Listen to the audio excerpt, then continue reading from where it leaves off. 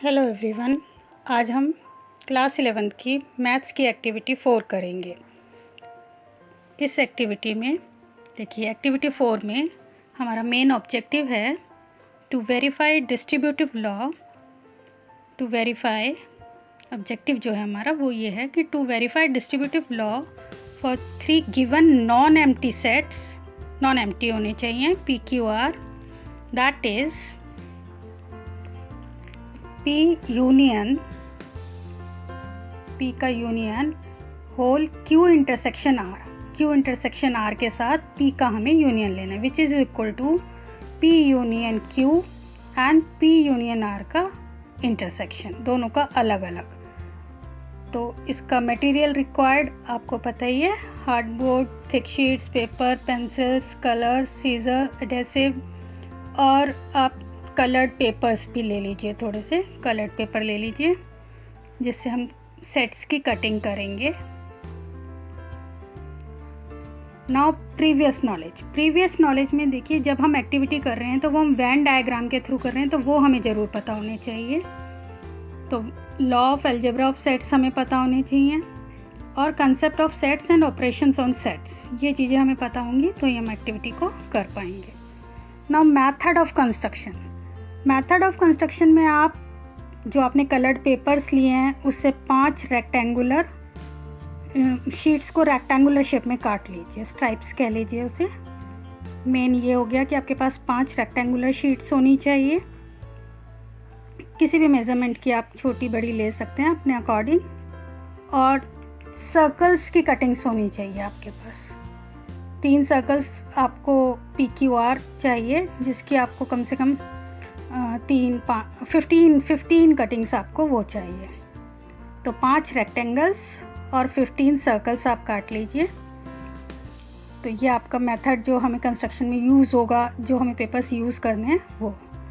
अब देखिए, आप आ जाइए डेमोन्स्ट्रेशन पे। डेमोन्स्ट्रेशन के लिए आपने जो कटिंग्स काटी हैं उनको लीजिए और उस पर सेट्स को डिनोट कीजिए। जैसे कि अब मैंने यहाँ पर लाइंस बनाई हैं, जो आपने रेक्टेंगुलर शीट मैंने आपको काटने को बोला है उसकी जगह मैंने लाइंस बना ली हैं। इस रेक्टेंगुलर शीट को मैंने U से डिनोट किया है, यूनिवर्सल सेट से। इसी तरीके से 3 सर्कल्स जो मैंने काटे हैं उनको मैंने P, Q एंड R कह दिया। आप रेक्टेंगुलर शीट ही काटिएगा, मैंने उसे लाइंस ड्रॉ करके बना दिया है। तो PQR जो है वो हमारे किसको रिप्रेजेंट कर रहे हैं? Subsets of the universal set. जो यूनिवर्सल सेट है उसके वो सबसेट्स हैं। तो ये हमारा यूनिवर्सल सेट हो गया, और इसके अंदर हमारे 3। अब हमें फर्स्ट एक फिगर हमने जो बनाई है, इसमें हम शेड करेंगे Q इंटरसेक्शन R को। इसको हम फिगर का नाम ज़रूर देंगे, क्योंकि हमें 5 फिगर्स बनानी है, तो हर एक फिगर को एक नंबर दे दीजिए। इसको मैंने 4.1 नंबर दे दिया है, और इसमें मैं रिप्रेजेंट करूँगी शेड करके Q इंटरसेक्शन R, जो हमने पिछली एक्टिविटी में बहुत अच्छे से समझा है। आप पिछली एक्टिविटी को भी डिस्क्रिप्शन में खोलकर देख सकते हैं, उसमें उसका लिंक दिया हुआ है। अब देखिए, इंटरसेक्शन को जो हमें करना है Q इंटरसेक्शन R, तो Q वाला सर्कल और R वाले सर्कल में जो जो कॉमन पोर्शन है वो आप शेड कर दीजिए। देखिए, Q येलो कलर का है और R ब्लू कलर का है, इनके जो ओवरलैपिंग हो रही है उसको मैंने शेड कर दिया। तो ये हो गया आपका Q इंटरसेक्शन R। इसको हमने शेड कर लिया है, अलग अलग हम शेड कर लेंगे। इसी तरीके से हम दूसरी भी बनाएंगे। फिगर का नाम देना बहुत ज़रूरी है, और शेडिंग आपको प्रॉपर करनी है, जिससे कि आप लास्ट में डिस्ट्रीब्यूटिव लॉ को ठीक से रिप्रेजेंट कर सकें। वैन डायग्राम से रिप्रेजेंट करने में कोई प्रॉब्लम नहीं आती है, बहुत इजी है। इस पे आप 4.2 कह दीजिए इसको। वही रेक्टेंगुलर शीट पहले मैंने ले ली है। रेक्टेंगुलर शीट आप किसी भी कलर की काट लीजिए, और उसमें 3 सर्कल्स फिर पेस्ट कर लिए हैं, जो एक दूसरे के ऊपर थोड़ा बहुत ओवरलैप कर रहे हैं, ज़्यादा नहीं। फिगर का नाम लिखिए। फिगर का नाम लिखने के बाद उसमें शेडिंग करेंगे हम।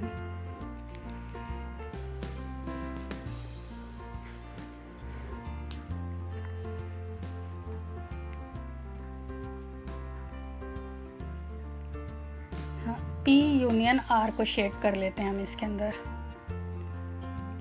इसको हमने इस वाली फिगर को 4.2 कहते हैं, उसे 4.3 कहते हैं। ये 4.2 हो गई। P यूनियन Q ले रहे हैं हम इसमें, P union Q। P union Q भी मैंने लास्ट एक्टिविटी में आपको बहुत अच्छे से समझाया था। आप उस एक्टिविटी को एक बार दोबारा से डिस्क्रिप्शन बॉक्स में खोल कर देखिएगा लिंक को, तो आपको समझ आ जाएगा कि P यूनियन Q को आपने कैसे शेड करना है। ये है जो मैं आउटलाइन कर रही हूँ, ये हमारा पोर्शन है P यूनियन Q का। तो ये हो गया हमारा P यूनियन Q। इसी तरीके से P यूनियन R जो अभी हमारा रह गया था उसको भी आउटलाइन कर लेते हैं हम। 4.3 इसको नाम दे दिया फिगर का नाम, P यूनियन R। P और R में जो पोर्शन है वो हम यूनियन है, तो सारे नंबर्स आते हैं, आपको पता है। तो ये पोर्शन जो आपका है, ठीक से आप थोड़ा अच्छे से करेंगे तो हो जाएगा। हाँ, इस तरीके से ये जो बीच का हो गया P यूनियन R, क्योंकि पिंक कलर का R है और ग्रे कलर का P, तो P यूनियन R हमने ये शेड कर लिया, आउटलाइन कर लिया अभी हमने। अभी हम इसे आगे देखते हैं, शेड करने की शेड कर लेंगे। अब हमें चाहिए P का यूनियन Q इंटरसेक्शन R के साथ। Q इंटरसेक्शन R अभी हमने 4.1 में ही निकाला है, तो हम उसका P के साथ यूनियन लेना चाहते हैं। तो हम उसे कैसे लेंगे, देखिए फिगर 4.4 को देखिए, इसको लिख लेते हैं। फिगर 4.4, पहले हमें Q इंटरसेक्शन R चाहिए। Q इंटरसेक्शन R जो कॉमन पोर्शन है, तो हम पहले उसको शेड करते हैं। Q इंटरसेक्शन R, देखिए Q और R में जो जो कॉमन है, हाँ ये हमारा Q है नीचे वाला, ये डार्क और येलो कलर का, लाइट येलो वाला तो P है, और ब्लू वाला, इन दोनों में जो कॉमन है। देखो अगर दोनों सर्कल में से P को अगर आप छोड़ दो तो बाकी आप जो देखोगे दोनों सर्कल वो एक दूसरे पे इसी जगह पे ओवरलैप कर रहे हैं। अब हम P के साथ लेना चाहते हैं, तो P का जितना भी बचा हुआ है उसके साथ हम यूनियन ले रहे हैं। यूनियन ले रहे हैं तो हम पूरा का पूरा P लेना होगा, और P इंटरसेक्शन R वाला पोर्शन भी। तो ये जो जितना पोर्शन शेड हुआ, ये क्या हुआ, देखिए जो बीच में शेड हुआ है वो तो हो गया आपका Q इंटरसेक्शन R, और ये जो ऊपर का है ये P के साथ Q इंटरसेक्शन R का यूनियन हो गया। यूनियन में हम सारे नंबर्स लेते हैं, ये आपको पता है। ये देखिए अभी हमने इंटरसेक्शन में दोनों के बीच में जो कॉमन पोर्शन था ये लिया था, तो ये तो इंटरसेक्शन हो गया। और जब इसका P के साथ यूनियन करेंगे तो P पूरा का पूरा इसके अंदर आएगा। तो P ये पोर्शन और P का जो बाकी बचा हुआ है, तो ये आपका शेड हो गया।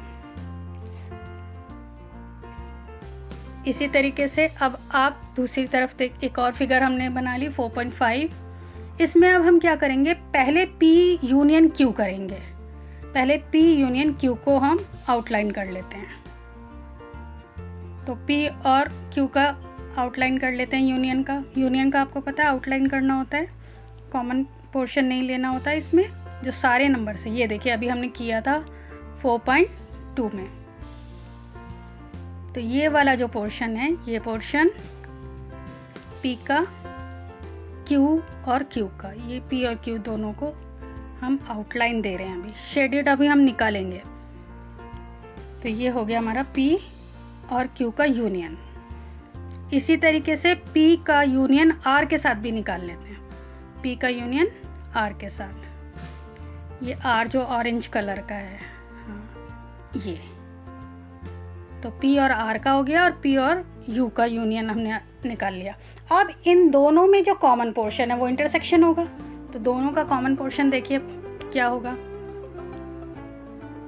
ये हम शेड कर रहे हैं, P तो पूरा ही आ जाएगा, और दोनों का जो ब्लू वाला और ऑरेंज वाला है उसका सिर्फ कॉमन पोर्शन आएगा, तभी आप इंटरसेक्शन कह पाओगे ना। तो दोनों के बीच में जो कॉमन पोर्शन आया वो क्या आया, P पूरा, और बीच में जो इंटरसेक्शन है हमारा Q और R का। तो अब आप देखो दोनों का जो हमारा निकला है P यूनियन Q का इंटरसेक्शन P यूनियन R के साथ। ये हमारा सेम आया exactly P union Q intersection R के साथ। ध्यान से देखिए, हमने पहले आउटलाइन खींची थी, आउटलाइन के बाद हमने इंटरसेक्शन लिया था कि दोनों आउटलाइंस के बीच में जो कॉमन पोर्शन है वो क्या निकला हमारा, एक P और ये वाला पोर्शन। ये ध्यान से देखो आप, आउटलाइनिंग में यही कॉमन पोर्शन आ रहा है।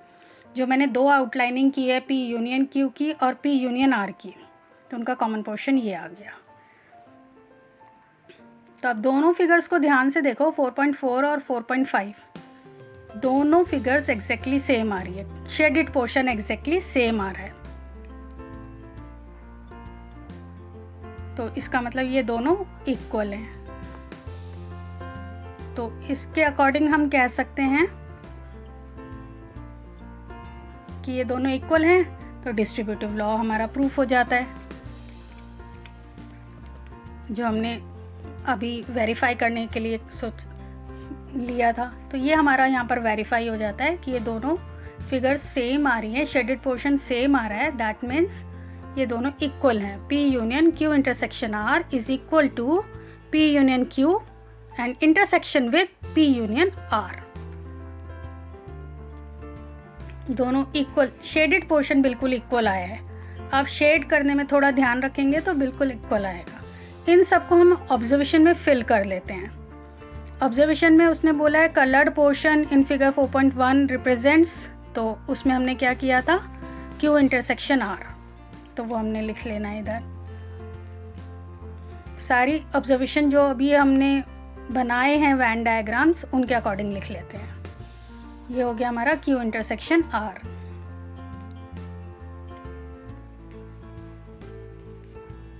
ये जो हमने फर्स्ट फिगर बनाई है 4.1 Q इंटरसेक्शन R।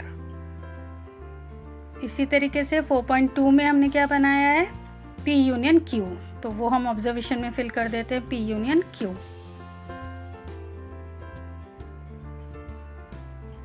इसी तरीके से कलर्ड पोर्शन 4.3 का देखिए, आउटलाइन जो हमने की है उसको आप शेड भी कर सकते हो, P यूनियन R। 4.4 क्या रिप्रेजेंट कर रही है, 4.4 में अभी हमने किया था P union with in bracket Q intersection R, P का यूनियन Q इंटरसेक्शन R के साथ। तो Q इंटरसेक्शन R ब्रैकेट के अंदर है और उसका P के साथ यूनियन लिया है। और 4.5 क्या रिप्रेजेंट कर रहा है, पहले P का यूनियन Q के साथ, फिर P का यूनियन R के साथ और दोनों का इंटरसेक्शन। तो आप लिखेंगे कैसे, P union Q with in bracket intersection P union R with in bracket. और अकॉर्डिंग टू वैन डायग्राम 4.4 और 4.5 एग्जैक्टली सेम है। तो आप इधर लिख दीजिए common coloured portion in figure 4.4 and 4.5 are same, या इक्वल भी लिख सकते हैं आप। सेम और इक्वल दोनों इक्वल आए ना। शेडेड पोर्शन आपने ध्यान से देखा है एक्टिविटी में कि दोनों के शेडेड पोर्शन एग्जैक्टली सेम आए हैं। दैट मीन्स हमारा कंक्लूजन क्या निकला कि P का यूनियन Q इंटरसेक्शन R के साथ जो हुआ वो हुआ P union Q intersection P union R। ये हमारा कंक्लूजन निकल आया। यही हमें वेरीफाई करना था थ्रू वैन डायग्राम।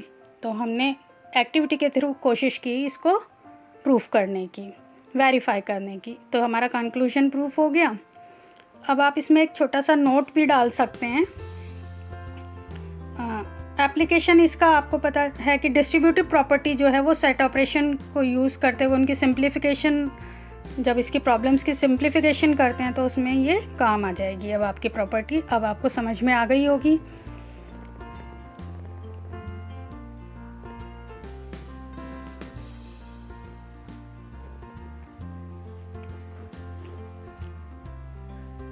अब इसका एक छोटा सा नोट आप खुद भी ट्राई कर सकते हैं घर में कि P का नोट आप इसको नोट करके लिख लीजिए और फिर आप खुद इसको वेरीफाई करिए थ्रू वैन डायग्राम्स जो अभी हमने किया है।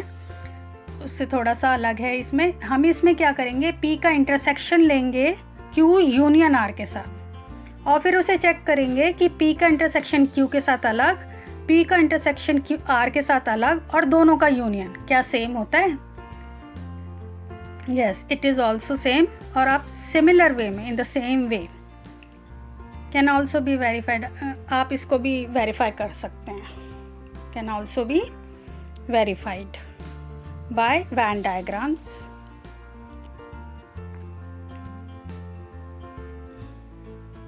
इन द सेम वे, जैसे जैसे अभी हमने ये किया ऐसे ही आप कटिंग्स कीजिए और फिर शेड कीजिए, तो आपको ये इजीली वेरीफाई हो जाएगा, ये वाला डिस्ट्रीब्यूटिव लॉ भी।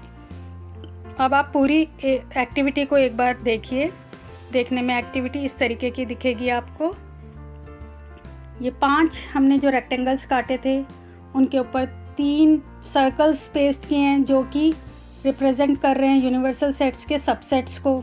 और यूनिवर्सल सेट क्या है, पूरा रेक्टेंगल। और ये पांचों जो हैं, इसमें जो लास्ट वाली दोनों हैं 4.4 और 4.5 एग्जैक्टली सेम है। तो आप इसके जितने भी ऑब्जर्वेशंस हैं इन फिगर्स को देख के फिलअप कर लीजिए। हमने आपके लिए कर ही दी है, इसी तरीके से आप दूसरा भी एक बार कर लीजिएगा। फिर भी अगर इस एक्टिविटी से रिलेटेड आपको कोई भी डाउट आता है या कहीं पर आपको कुछ समझ नहीं आ रहा है तो आप कमेंट सेक्शन में लिख के पूछ सकते हैं। और इसकी जो एक्टिविटी 3 है वो आप डिस्क्रिप्शन बॉक्स में उसका लिंक मिल जाएगा, आप वहाँ से देख लीजिएगा। इसका कंक्लूजन हमने निकाली दी है, डिस्ट्रीब्यूटिव लॉ हमने वेरीफाई कर दिया थ्रू Venn डायग्राम। ये हो गई हमारी एक्टिविटी पूरी।